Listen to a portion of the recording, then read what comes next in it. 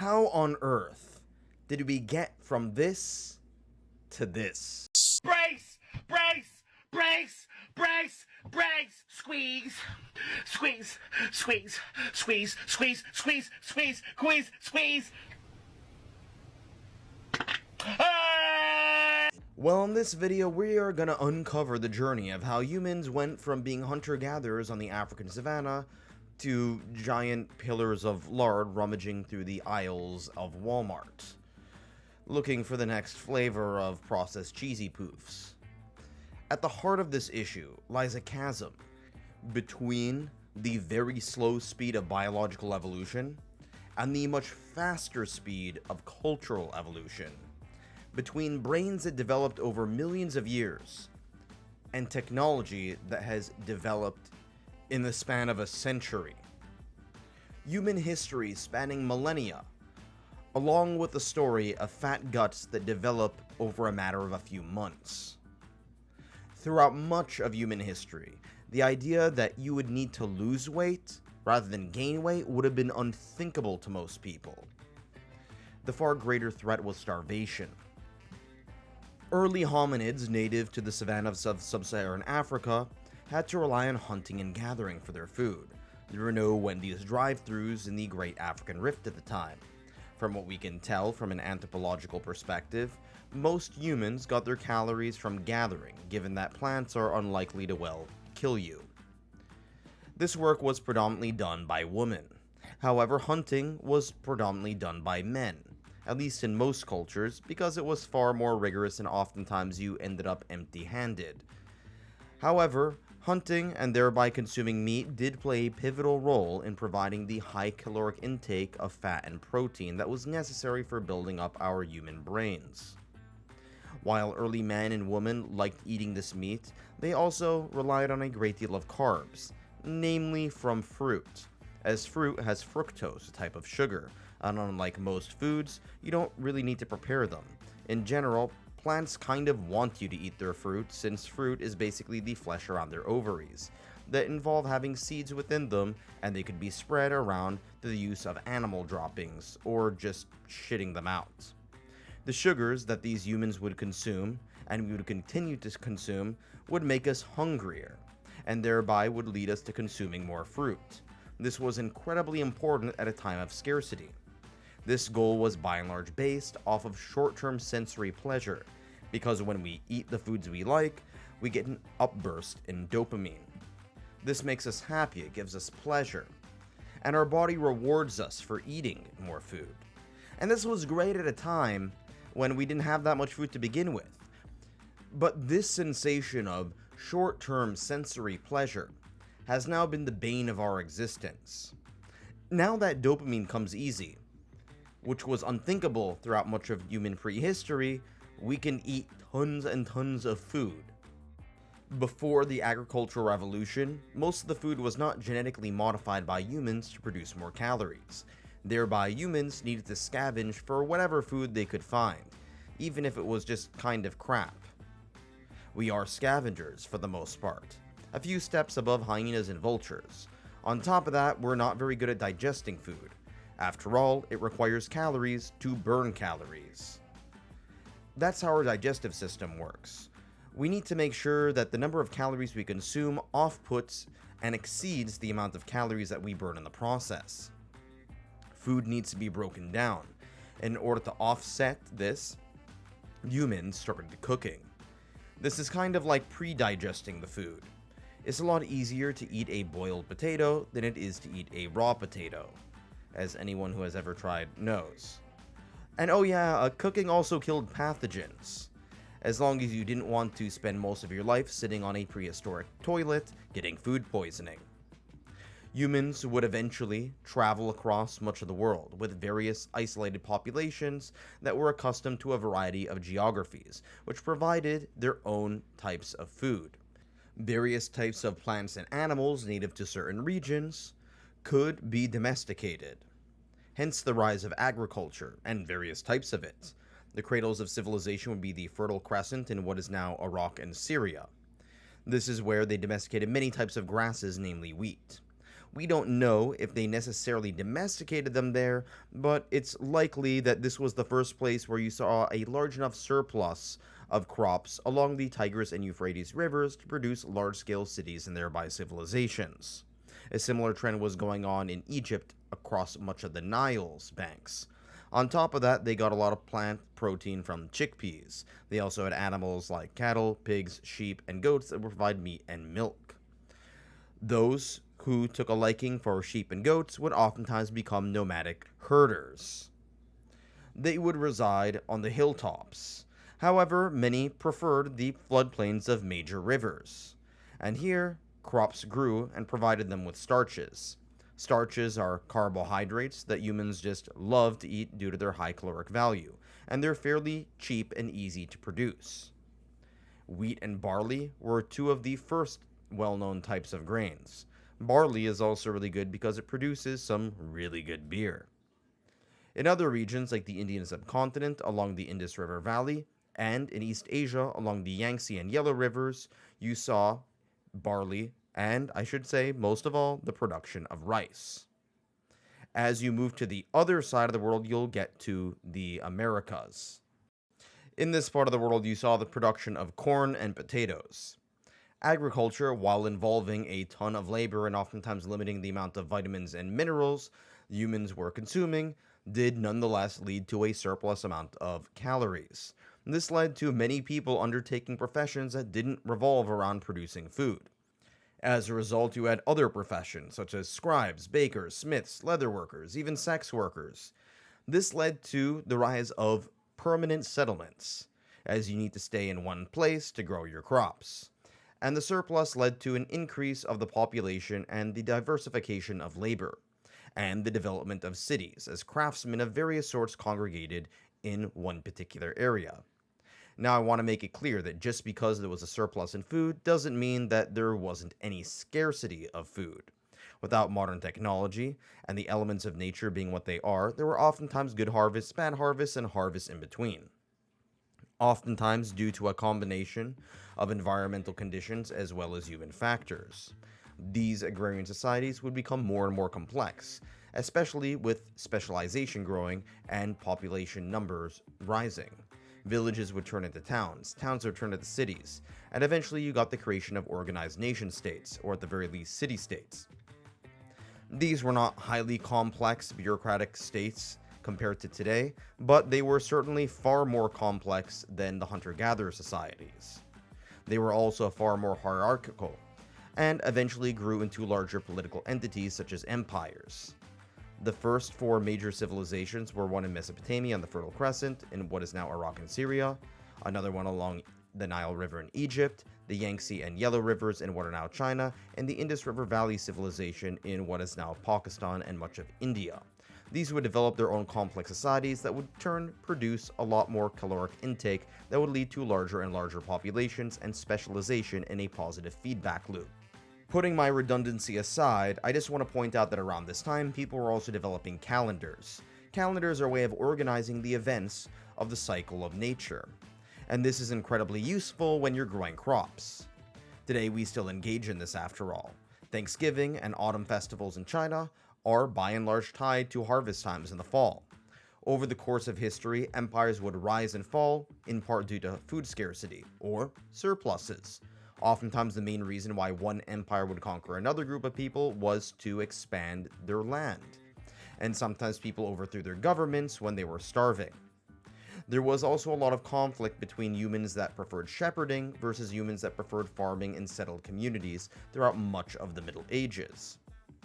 As various people groups were interested in nomadic life, they would oftentimes pillage and plunder the cities of settled people. The shepherds won for the short run, but farmers won in the long run. Eventually, settled communities developed the technology to not only produce more food, but also produce technology that would render horse lords of the equestrian steppe cultures useless. Who cares about horsepower when you have gunpowder? Eventually, these settlement-based empires and nations would eventually crush the nomadic steppe peoples, thereby making the farmers and the urban societies that propped up the farmers and vice versa the dominant force. Along with this came many advancements in agricultural technology. For example, with new agrarian technology, we managed to move from oxen with their yokes to horses with their plows, which were far more efficient. On top of that, engaging in agriculture for hundreds if not thousands of years at that point had made people discover that you could crossbreed certain types of plants and animals to get better results. For example, this is what a banana looked like before domestication, and right next to it is what it looked like after domestication. This is the same example but for corn. After all, you can see that one contains far more calories than the other. Some, like Thomas Malthus, thought that the rise in population would lead to massive famines.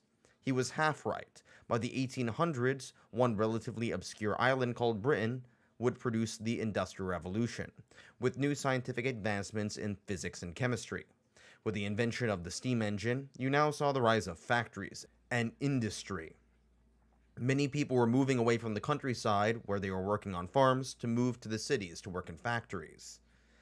This also required a tremendous amount of physical labor, which involved burning as many calories as what you'd get on a farm. Eventually, industrialization, along with better farming techniques, would be applied to agriculture. This led to the use of pesticides, fertilizers, and more advanced farming techniques that could lead to even greater yields. Industry would not only usurp agriculture as the main economic force, but it would eventually usurp agriculture in and of itself as a methodology, turning agriculture into an industry in and of itself. As more and more people left rural farms to go to cities, the number of farms dwindled, and more people were not relying on subsistence agriculture. However, the few farms that were remaining became of larger and larger sizes, and were by and large commercial, oftentimes owned by rich property owners in rural areas that provided the vast majority of food for everyone else. The Industrial Revolution would move into other developed nations like Germany, France, and the US, and with a little help of communism, for better or for worse, Russia and China. This transition was by no means a smooth one. Particularly in communist countries, this led to mass famines due to a poor allocation of food resources, as well as many people working in factories and not enough people working in farms. Capitalism, on the other hand, which was adopted by Britain and later the United States among others, was more efficient in the production of foodstuffs, granted, oftentimes at the cost of great inequality. By the 20th century, much of Europe, North America, and East Asia had already been industrialized to a large degree, leaving behind the agrarian societies. And after World War II, most societies, with the exception of some of the poorest rural areas in the world, were moving away from subsistence farming, or at the very least were moving towards commercial farming. Many even moved towards industry, and after World War II, the population in the developed world had skyrocketed. This is known as the baby boom, as many soldiers came back to their wives, and let's just say they were kind of horny after the war. Around this time, many people during the post-war era were paranoid at a rise in population that may lead to mass starvation. And there was even a degrowth movement. However, this turned out not to be the case. The Green Revolution, propped up by Norman Borlaug, has probably saved more human lives than any other movement in the existence of all humanity. With the use of fertilizer and the industrialization of agriculture, as well as genetic modification, we had massive surpluses of food that greatly exceeded the massive population growth. This is one of the most stunning feats in human history that no one talks about. However, the Green Revolution, in spite of its success, did have some problems, with excess industrialization of food, namely excess sources of cheap, crappy quality calories. In the United States and other developed countries, there are many of these negative trends that have come into play. As industry became more and more efficient and technology improved, many people were now transitioning away from the factories, let alone farms, oftentimes into offices and retail. While the first half of the 20th century saw a lot of people move from the countryside to the city, the second half saw many people move from the city to the suburbs. Industry had pretty much transformed society. By the 1950s, the US produced the highway system, which is one of the most remarkable feats of infrastructure in the modern world. However, despite all of this, American society as a result ended up becoming very dependent on cars. Some of the best heritage districts of American cities were bulldozed for freeways, and suburbs were propped up providing cheap housing on the outskirts of cities that were quite conducive for family baby boomers, or more accurately, the families that were raising the baby boomers. Modern urban planning at the time called for the separation of uses. No longer were you easily able to walk from your house to your workplace. Instead, you had to own a car, and you had to drive your car anywhere to get anywhere, at least in most English-speaking countries. This led to a reduction of calories people were burning. After all, people weren't walking or taking their bikes as often, so for the most part they were driving, and you were expending very few calories. And then when you went to work, it was oftentimes in offices or retail, in which you didn't really burn that many calories either, at least not compared to working in a factory or farm. On top of that, food was getting more and more easily available. Logistics had improved so much whereby we had the advent of the supermarket. Instead of rummaging around from place to place trying to find the type of food that you wanted from each specific store, you now had a one-stop shop that produced, or at the very least sold, a remarkable variety of relatively cheap, high-caloric food. So while the number of calories we were burning was going down, the number of calories we had easy, cheap access to was going up. And oh boy, do we love the dopamine that cheap food gives us. On top of that, another social force would hit the developed world like never before, and that would be the permanent addition of women into the workforce. And yes, there had been women in the workforce in the past, during both world wars. And yes, women did play a very important role in gathering during prehistoric times, along with other crafts and rearing children throughout much of human history. However, now women were spending more time in the public realm than ever before. With women spending a lot of time at work rather than home, they had less time to produce home-cooked meals. So when you hear people talk about how feminism made people fat, they are correct. But it's not so much about these fat positive influencers, and more because women entering the workforce led to a reduction in home-cooked meals and thereby more processed and fast food. In fact, children who are raised by a stay-at-home mom are far less likely to be obese than those who have a mom working part-time. And those who are working part-time have children who are less likely to be obese than mothers who are working full-time. With women being very busy with other matters, major food companies had moved in to produce a lot of easy-to-make foods. After all, with mom and dad so busy, too busy working and too busy to cook, many parents resorted to making easy, cheap foods that are calorie-dense. The companies producing these foods were growing larger and consolidating into fewer and fewer corporations. These companies had the incentive to produce large quantities of food rather than high-quality foods, in order to get the most bang out of their buck. This wasn't some sort of evil plot to make people fat, as an elephant seal, but rather to gain as much profit as possible given the incentive structure. This was a remarkable feat because beforehand, economies just didn't produce enough calories to lead to large swaths of people becoming fat in the first place.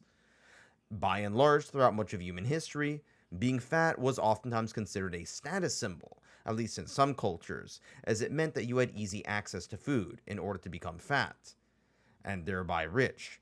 However, this is no longer the case in rich or middle-income countries today.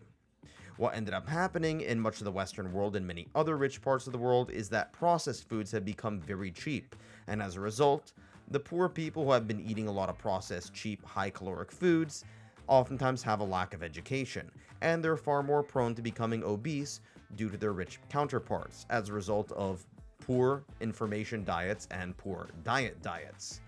We can see this today in the United States and other developed countries. Generally speaking, working class people are far more likely to be obese than middle class and upper class people. Fresh produce and meat, for example, requires refrigeration or freezing, and this energy intense leads to higher costs at the grocery store. However, foods that have preservatives and are predominantly based off of starches can last a very long time without expiring.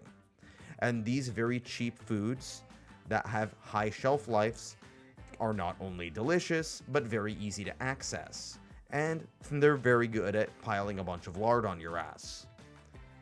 During this time, we also saw the proliferation of fast food chains. Now, I want to make it absolutely clear in this video that I do think that the role of fast food when it comes to obesity is overstated. Yes, while it's true that restaurants have played a pivotal role in people gaining weight, they are by no means the only issue, or even the biggest issue. Pun intended. On top of that, we are also seeing a lot of dining restaurants that oftentimes have meals that are high in calories, oftentimes higher in calories than fast food restaurants, yet don't get a fraction of the backlash. Processed foods in supermarkets and convenience stores also contribute to this. However, again, they don't seem to get a fraction of the backlash that fast food restaurants get. It's very easy to look at a hyper-complex problem like obesity and blame it on Ronald McDonald. Yes, that clown is incredibly creepy, but I don't blame him for the obesity epidemic to any significant degree. It's worth keeping in mind that by the 1980s, it was abundantly clear due to all these factors that there was an obesity epidemic in the United States. Now, we oftentimes make fun of Americans for being fat, and there's certainly a large, pun intended, truth to this. However, the obesity epidemic has spread to other countries. On a very surface level, you can claim that this is because McDonald's has been spreading around the world, but I would say that it's due to a variety of far more complex factors involving technology, social, and geographic pressures that apply not only to the US but many countries around the world, except for the most poor. The number of people who are categorized as being overweight or obese, or more accurately and/or obese in the developed world has skyrocketed over the past few decades, as people are burning less calories while consuming more calories. It's never become more easy to become fat. The part of the world that has seen the most rapid rise of obesity are the wealthy Gulf states of the Middle East, such as Saudi Arabia, the UAE, Qatar, etc. These nations have moved from a nomadic lifestyle into a post-industrial lifestyle in a matter of a single generation. The abundance of wealth, easy access to food, globalization, and car culture has made the Gulf states not only some of the most successful in their stability and prosperity, but also some of the most lardacious. Over the past decade, the obesity epidemic has had consequences and has moved into middle-income countries, with the exception of some portions of East Asia. Most middle-income countries around the world are experiencing significant rises in obesity, as many of them are no longer engaging in calorie-burning jobs. By and large, many people in middle-income countries, such as much of Latin America and the Middle East, are not working in farms. Many of them aren't even working in factories either. At this point, it's really only the poorest and most rural regions of the world where starvation is a bigger concern than being overweight. Even in countries that do struggle with a great deal of rural poverty, there will be a considerable rise in overweight people in cities. This can be seen in some countries, such as South Africa, for instance. The obesity epidemic has not only caused a great rise in healthcare costs, but also has been the leading contributor to avoidable death. This has been resulting in a great deal of societal controversy, namely over the prejudice or discrimination against fat people. Some have argued for the fat acceptance movement, and others have even taken a step further, advocating for a movement that is called the healthy at every size movement, which has been thoroughly discredited by every piece of medical evidence ever. You really can't have a foot that looks like this and still be healthy. While technology has led to access cheap, low nutritional value food, it has also led to the rise of various medical technologies seeking to hamper the obesity epidemic. The most notable is Ozempic. Now, I'm not going to discuss Ozempic in any depth because there are plenty of channels that can cover medical matters far better than I can, and I'm not a doctor. I'm still waiting for more evidence to make my own judgment on how this will be effective in mitigating the obesity epidemic in the future. Take what I'm about to predict with a grain of salt. If Ozempic and many of these other similar treatments are all they're cracked up to be, then they can play a pivotal role in preventing the increase of obesity rates, and perhaps lead to a reduction of the percentage of the population of people who are obese. And this would be fantastic because people dying early is not fun. This could have massive beneficial social, economic, and technological changes for our society. But if this is not the case, and it doesn't do that, or at the very least doesn't mitigate it to any significant degree, we'll have profound negative social, economic, and psychological ramifications. Given how obesity just makes everything worse, from CO2 emissions to your ability to get an erection, I really don't want to know what the future will hold if this problem isn't solved. But I'm always willing to be optimistic, cautiously, and look for more evidence. And if you like looking for more evidence and learning about the amazing world we live in, please subscribe to my tiny, minuscule, pathetic channel. I really appreciate it. Thanks for watching, and goodbye.